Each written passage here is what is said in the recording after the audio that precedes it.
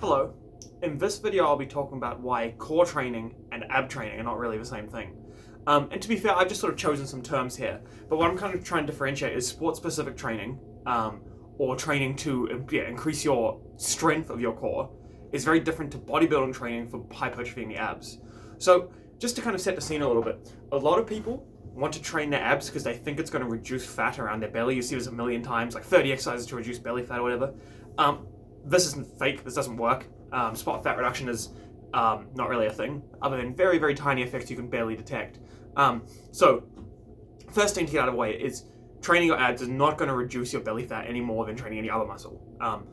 However, training abs is still super important for aesthetics, and we'll get back to that. But let's return to this distinction of ab training for a sport versus ab training for aesthetics.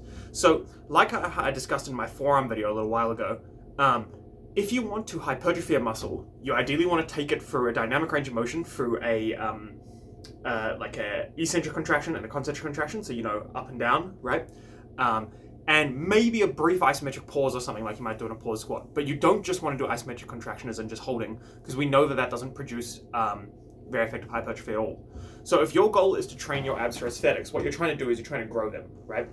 And the reason you're trying to grow them is because bigger abs are more visible, especially at higher body fat percentages. So maybe you're a guy who walks around 25% body fat, and normally you don't have abs, but you train abs for a year, suddenly your abs are big, and now you have kind of visible abs at 20% body fat, no problem.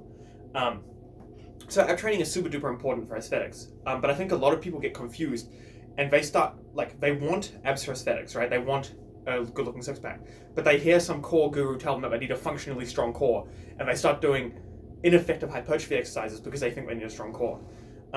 So some examples of these sort of ineffective exercises are a classic plank, just holding an isometric contraction, or things like bicycle kicks, where you can't weight them, so there's no way to progress, and you go to infinite reps. Anything that, any sort of circuit training where there's no just super duper high reps. As we kind of know, the very, very top end of hypertrophy training is kind of 30 reps. So if you're doing anything higher than that, it's unlikely you're doing very efficient hypertrophy training. Now, sure, if you're doing it for cardio, then no worries. Like if you enjoy doing your, what are they called, your ab bicycle kicks or whatever for cardio, then no worries, do that. But if your goal is hypertrophy, you want to choose movements that you can progressively overload, that you can kind of do in sets of 1 to maximum sort of 30, but ideally maybe a bit lower than that, and that move you through a dynamic range of motion. However, the flip side of it is maybe you say, well, actually, I want to train core for functional purposes. You actually are functional. So first of all, let's just talk about that.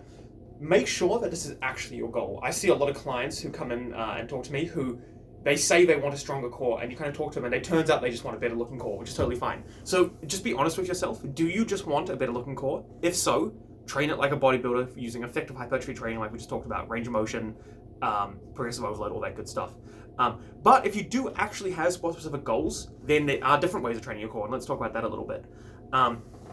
So a very, very common sport-specific goal is powerlifting, once again. So people want a strong core so they can brace, so they can perform their big free lifts, especially the squat and the deadlift.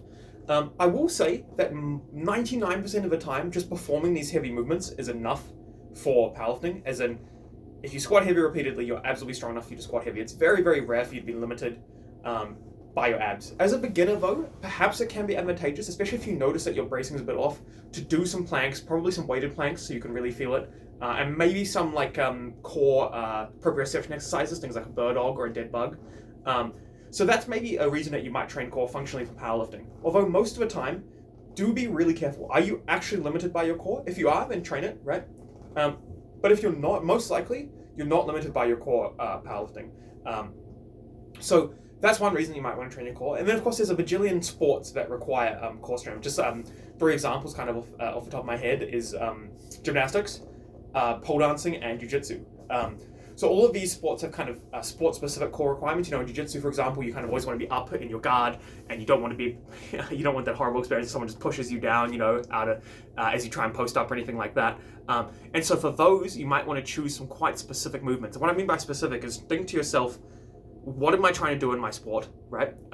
What is the most similar movement that I can do to that I can weight and progress on? So as an example, probably a really similar movement to what happens in jiu-jitsu would just be a weighted sit-up, right? A lot of time you're trying to sit up, you're trying to be posted up in jiu-jitsu. So if you can just weight down and progress, you'll get stronger and stronger, and eventually people won't just be able to push you over anymore.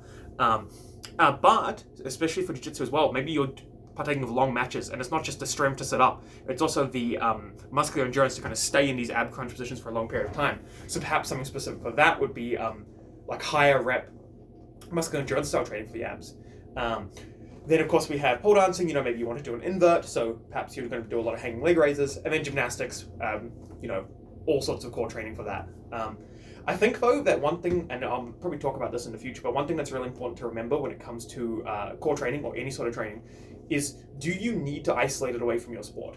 As an example, probably one of the best ways to get better at kicking a bag is to kick a bag. There's very, very few ways to get better kicking a bag that don't involve kicking a bag. Now, sure, stronger legs are going to enable you to kick a bag harder, so some cross-training is needed. But there's no point doing weighted bag kicks or anything. Maybe just do some heavy squats, get stronger, and then kick the bag. And when it comes to core training, if you can do your core training in your sport, that's the most specific thing ever. So as an example, if you find that just doing long rolls in jiu-jitsu improves your muscular endurance of your core, then just do that. You don't necessarily need to do it in a gym.